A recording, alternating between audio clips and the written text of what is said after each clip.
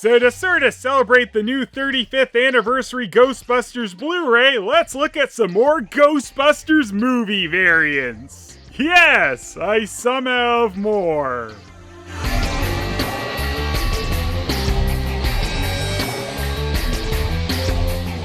Here we have the newest additions to my Ghostbusters movie collection since the last video. So let's start off with the newest one, that 35th anniversary celebration release of Ghostbusters 1 and 2. This is a steelbook release, but has a flap just kind of lightly stuck to it. However, it's a flap that talks about the special features and stuff, so it isn't something I particularly want to just junk, but it's in the way of opening the thing, and it doesn't really make the set look very nice with it stuck on there, so kind of annoying. And if you don't have it on there, there's nothing on here at all that talks about what the special features are and stuff. This set uses the No Ghost who's holding up the 1 and 2, indicating that both movies are part of the set, like most of the recent Blu-ray releases, but it's got a black background with a red border like the original VHS release. I like the metallic shininess of this steelbook release, and the picture on the back displaying the 4 Ghostbusters.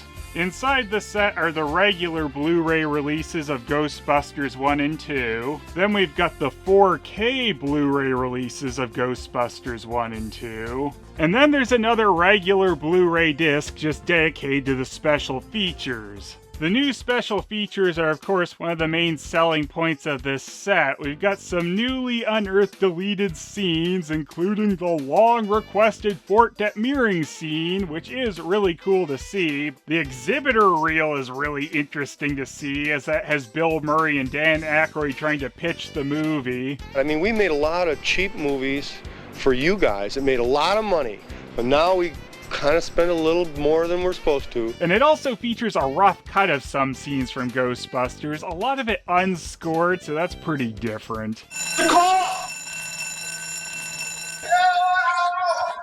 This also has extended takes of the deleted Bill Murray and Dan Aykroyd bum scene, which is one of those scenes I'm particularly glad didn't make the final cut. I feel like if this scene was included, it'd just be confusing, and you'd be wondering why Peter and Ray were pretending to be bums. This set also finally features a proper commentary for Ghostbusters 2 with Dan Aykroyd, Ivan Reitman, and Joe Medjuck. This set has the dailies of the commercial shooting from the original Ghostbusters, where they used a couple of the alternate names before they made the deal with Filmation to use the name Ghostbusters.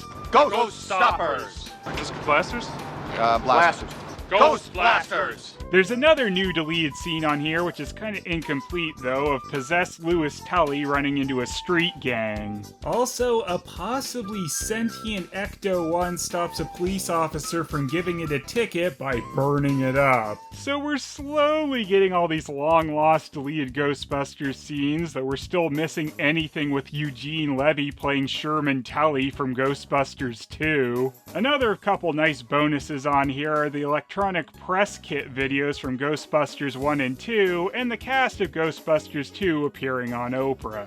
There's also an unfinished teaser trailer for Ghostbusters 2, which shows the full commercial from that movie. There's even a real Ghostbusters bonus on here, which is the HD restoration of the original pitch pilot done by Robert Barbieri. So this isn't really a different Ghostbusters movie release, but I wanted to include it on here anyway. It's a Ghostbusters VHS lamp that Allison got me. Pretty spooky, huh, folks?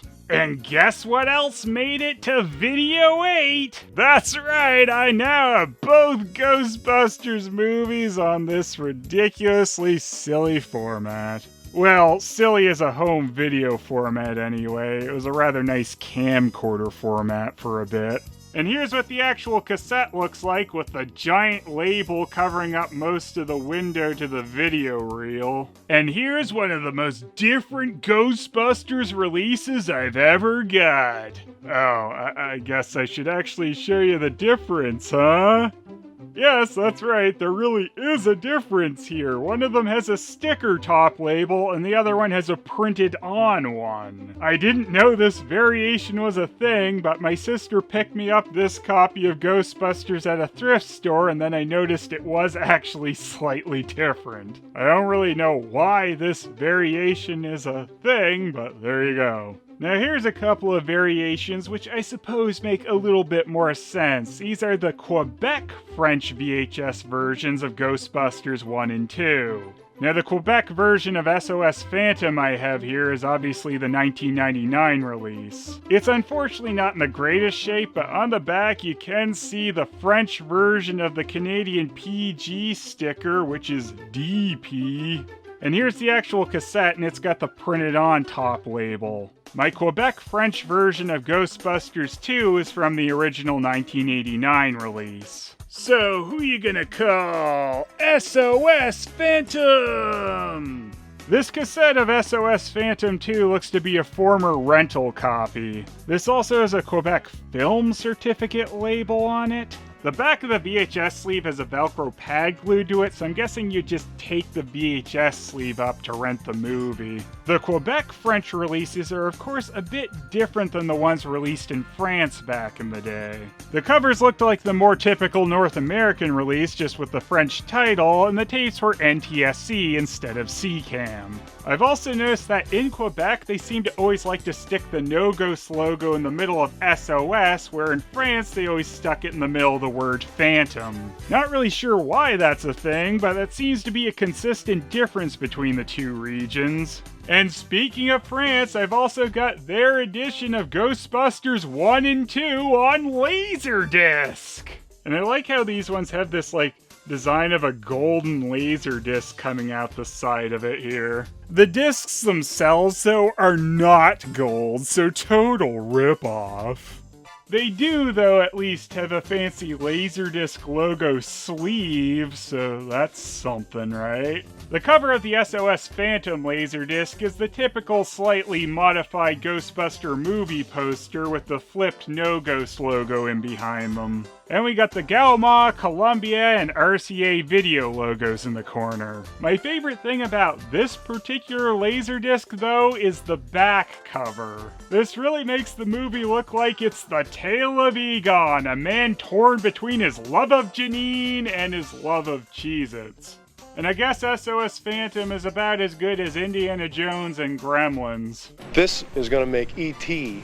look like Raiders of the Lost Ark. So I really like the differences on the SOS Phantom 2 cover compared to the regular Ghostbusters 2 one. We got this kind of starry background with the light coming from behind the logo being intensified. And it uses an alternate group cast photo, which includes Sigourney Weaver on it, so I think this is the first cover to ever include Dana Barrett on it. Unfortunately, the back of this one doesn't make it look like it's a romantic comedy about Egon, though. We just got Ecto 1A pulling up to the firehouse, and the boys playing with some mood slime. And while we're here, I thought this would be an interesting thing to bring up. In Italy, they named the movie Scrooged SOS Phantasmi off the French title of Ghostbusters. So yeah, an Italian version of a Bill Murray movie named itself off of a French version of a different Bill Murray movie. I really wonder if that actually helped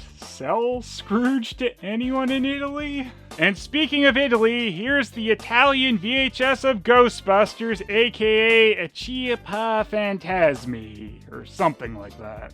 This release was put out by La Repubblica Cinema, and the back of the movie apparently just wants us to think that this is a movie about Sigourney Weaver. This green cover design, I guess, is kind of like the red bordered VHSs over here, as there were a bunch of VHSs with this same style cover.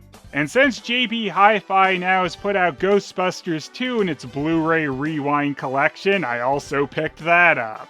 This features that same kind of border used throughout the Rewind collection. There's nothing particularly different about this actual release, though, on the discs. And once again, these are limited to 1,000 released. And I got number 333, so it's kinda halfway to evil, I guess. This also comes with the same kind of bonuses they put in their Ghostbusters 1 release, with an iron-on transfer, a sticker, and a card featuring the cover design. While they changed up the quotes to be from Ghostbusters 2 on here, I'm kinda disappointed they didn't have any new pictures. I mean, they didn't even modify Ecto 1 to be Ecto 1A. And last, and one of the harder things to find, is another stupid VCD! So the first VCD I showed you was the 1994 Hong Kong release, and this is the 1999 Philippines release. And the actual discs on these two releases are quite different as well. So the Philippines VCD cover uses the style which was pretty standard on all the 1999 releases. And it's got a hologram peace sticker in the corner. Woo! I guess there are variants of the actual disc labels out there too, because I've seen a much plainer looking Philippines VCD release. It's kind of funny that this release uses that sitcom Full House looking font for Bill Murray, Dan Aykroyd, and Sigourney Weaver's names. Of my two VCD releases, I guess I gotta say that the one from the Philippines does look better, as it's not all blue tinted with hard-coded Cantonese subtitles like the Hong Kong one. It's kind of silly that they kept the picture of the DVD menu, which of course is not on the VCD. So there you go, there's my newest additions to my ridiculous Ghostbusters collection, and if you're having a tough time deciding between the 35th anniversary Blu-ray set and the VCD, I guess you should get the Blu-ray set. It's a little bit nicer. It's got some extras and stuff. The VCD doesn't. But if video 8's in the picture, I don't even know what to tell you.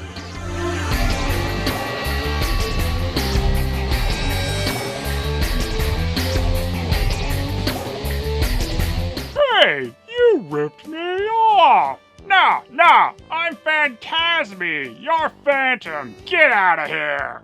Wait, I'm playing with laser discs now? What is the matter with me?